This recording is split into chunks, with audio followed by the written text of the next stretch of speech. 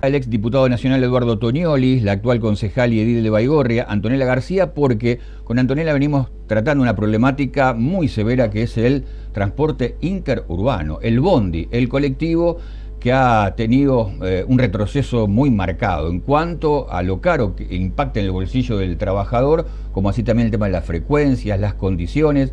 Eduardo Toñoli, bienvenido a Canal 2. Hola Antonella, ¿cómo estás? Bienvenido. Gracias por la invitación, es un gusto. Bueno, preocupados como acá, como usuarios del transporte, Eduardo, de este momento del transporte interurbano. Sí, seguramente el peor de los momentos en décadas, ¿no? Estamos hablando de que a partir del retiro de subsidios de Nación, una situación que de alguna manera ya tenía sus apremios, sus situaciones complejas, sobre todo a partir de la pandemia, se agravó enormemente y estamos en medio de una espiral destructiva del sistema de transporte. Entre diciembre del 2023 y junio del 2026, hasta ahora, hubo 6 aumentos del colectivo habilitado por la provincia, de colectivo interurbano estamos hablando, que llevaron, en el caso de Baigorria a Rosario, que es un recorrido habitual para los habitantes de la región, y viceversa, de 270 pesos la tarifa del boleto en diciembre del 2023 a 3.600, 3.700 pesos en la 3.200 pesos, perdón, en la actualidad. Estamos hablando de aumentó 12 veces, ¿no? Lo paga la casta, ¿no? Sí, Adorni lo está pagando. Entonces, básicamente esto es de un enorme impacto. Imagínate que aumentó 12 veces, 3 veces más que el IPC y 3 veces más que el salario, que es lo importante en última instancia. Y si en diciembre del 2023 el transporte significaba en la vida cotidiana de una persona que trabaja en Rosario y que cobra un salario mínimo, el 8% aproximadamente de ese salario mínimo se iba en transporte, hoy es el 35% que se va en transporte. ¿En qué redunda esto? Bueno, hay un festival con bistruchas en la región, de autos particulares haciendo ese recorrido, de vaquitas para pagar entre todos un viaje, en general en las peores condiciones, cada vez más precarias, y en un vaciamiento del sistema de transporte. Los empresarios del sector hace muy poquito, en una reunión que tuvieron con la provincia, dieron cuenta de una caída de entre el 30 y el 40% de los usuarios en estos meses de este año y pico de gobierno de Milei, ¿no? Es una caída muy importante. Y otro fenómeno es el retiro de unidades de la calle y de las rutas por parte de las empresas. Esto no está blanqueado, pero a algún empresario del sector se le ha escapado luego de alguna de esas reuniones decir que acordaron bajo la mesa con la provincia poder relajar un poquito la frecuencia para que le cierren un poco los números. Todo esto impacta en cada vez menos usuarios. Si vos tenés que pagar cada vez más y encontrás menos frecuencia, bueno, te la rebuscás de otra manera, ¿no? Y ahí impacta lo que hemos hablado contigo, Antonella, varias veces. Aquí, chicos laburantes que van al horario pico a tomar el colectivo y le pasa, porque viene uno de cada una muerte de obispo y le pasa lleno, y hemos hablado de la frecuencia. Otra problemática más allá del costo, que es muy tremendo para el bolsillo de la gente, claro, ¿no? Encima que pagás un montón, viajas mal, porque generalmente o vienen muy llenos por la baja frecuencia, o también te desarticula toda la organización familiar, que es lo que venimos hablando con muchos usuarios, porque tenés que salir o 2 horas antes, llegas 2 horas después. El otro día me junté con un grupo de madres que llevan a sus chicos a Rosario a la escuela. Y bueno, eso de la desorganización de los horarios, porque terminás llegando 45 minutos antes de la escuela porque no te dan los bondis sino para tomártelo, y ni hablar en la mañana temprano, cuando es el horario pico, que es algo que venimos denunciando, que hemos hecho en su momento una mediación con la empresa y con la Secretaría de Transporte de la provincia, que en un momento parecía que se acomodaba, pero duró muy poco eso, y después no se cumplieron un montón de compromisos que se había asumido en esa mediación, que era que todas las partes pudieran colaborar en que el transporte funcione, pero también entendiendo que hay una cuestión más global o más macro.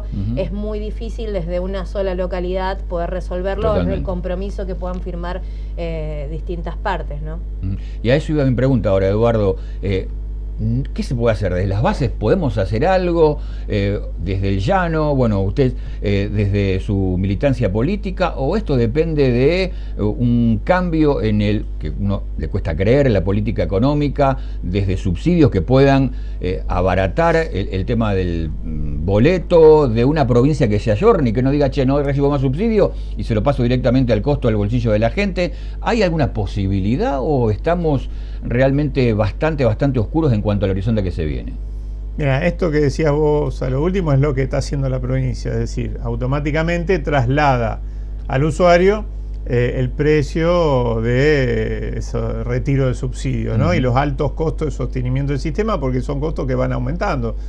Combustible, el salario de los trabajadores, el desgaste de las unidades, etcétera. Nosotros creemos que tiene que imponerse otra lógica. A ver, no decimos con lo que voy a decir que provincia tenga que renunciar a los subsidios de nación. Primero, básicamente, porque cada vez que un argentino, una argentina, un santafesino, una santafesina carga nafta, el 15% va al impuesto a los combustibles líquidos. Claro. Ese impuesto tiene que ser destinado a un fondo para subsidios al transporte, solo van hoy al AMBA, y claro, para reparar las rutas nacionales. No se reparan las rutas nacionales, ¿está claro? Toto Caputo se está comiendo esos fondos. Entonces la provincia no tiene que renunciar a eso. Ahora bien, tiene que ir a la justicia, reclamar lo que le corresponde. Este gobernador no lo ha hecho. Sí hay otros gobernadores, hay intendentes que lo han hecho. Nosotros mismos, junto a un grupo de concejales y concejales de la región, en su momento fuimos a la justicia. No obtuvimos respuesta, pero es un trabajo que hay que hacer y que hay que presionar sobre la justicia para que responda a las necesidades, en este caso, de la población. Repito, porque seguimos pagando el impuesto a los combustibles líquidos. Pero mientras tanto, lo que tiene que hacer la provincia es llevar adelante una política contracíclica, porque además de todo esto es recesivo esta política, porque cuando vos le sacás la posibilidad a la gente de moverse, de ir a laburar, etcétera, bueno, habrá gente que incluso ha renunciado a trabajos porque está cambiando plata. Cambiaba la plata. Una trabajadora de casa particular. Se va 2 veces por día y no ida y vuelta, sino horario corrido, que hay muchos en comercio, cambiaba la plata. Pero digo, una trabajadora de casa particular que quizás no va por una jornada de 8 horas, sino por menos cantidad de horas, la verdad que no le cierran los números. No. Entonces, en ese marco, nosotros lo que creemos que una política anticíclica posible es la de ampliar el Fondo Compensador Provincial.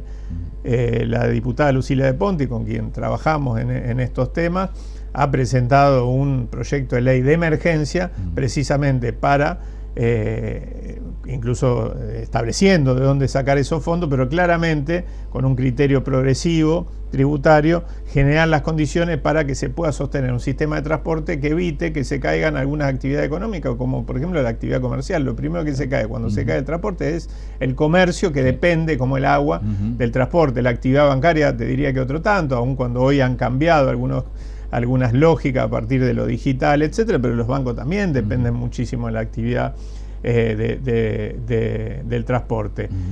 Y en el largo plazo, nosotros lo que venimos planteando ya de hace tiempo es que la provincia necesita una nueva ley de transporte interurbano de pasajeros. Tenemos una ley de 1935. Claro.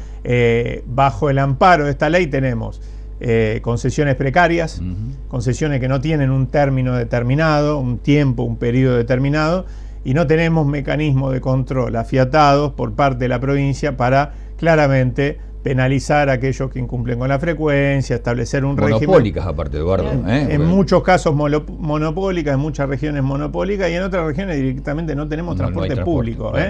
Algunos, cuando damos cuenta de estos números del Observatorio de Transporte en otros lugares de la provincia, siempre hay alguien que es de un poco más al norte y te dice, no, bueno, en el norte directamente no tenemos. Efectivamente, no hay sistema de transporte. Ahora, en 2 polos metropolitanos tan importantes como el de Rosario y el de Santa Fe Capital, no puede ser que viajar de una localidad a otra sea para muchísima gente un incordio, una enorme imposibilidad. Un lujo. Viajar en colectivo y es un lujo. Diría que es un lujo, ¿no? Pero digo, pero además una incomodidad cierta, porque no solo estamos hablando de precio, estamos hablando de frecuencias deplorables, estamos hablando que Rosario y su zona metropolitana se han convertido en una zona más parecida a ciudades de otros países del mundo, de Latinoamérica, de otros países del mundo, donde el uso y costumbre es que a la noche no haya transporte público. Acá nunca fue así, nunca fue así, porque además hay movimiento también laboral a la noche, porque la gente sale a laburar muy temprano y vuelve muy tarde, etcétera, y cada vez nos estamos acostumbrando más a que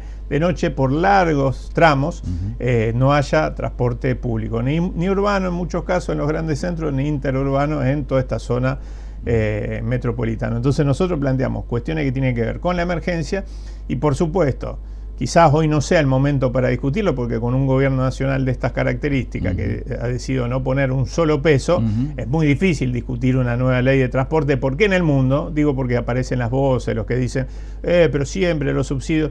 El transporte en el mundo funciona con aporte estatal porque tiene altos costos para su sostenimiento. Tal y cual. Es imposible sostenerlo exclusivamente con lo que pone el usuario porque se hace inviable. Inviable, exactamente, claramente. Se me va el tiempo, pero va a haber un acompañamiento, me imagino, sí, desde el Consejo a lo que propone en la legislatura. Sí, obviamente, y además es importante también el trabajo que hacemos a diario en contacto con el vecino para poder trasladar esta realidad y hacer un análisis completo de lo que pasa y poder, pensar también a futuro soluciones, digamos, que tengan que ver con el cordón industrial y sobre todo con nuestra ciudad.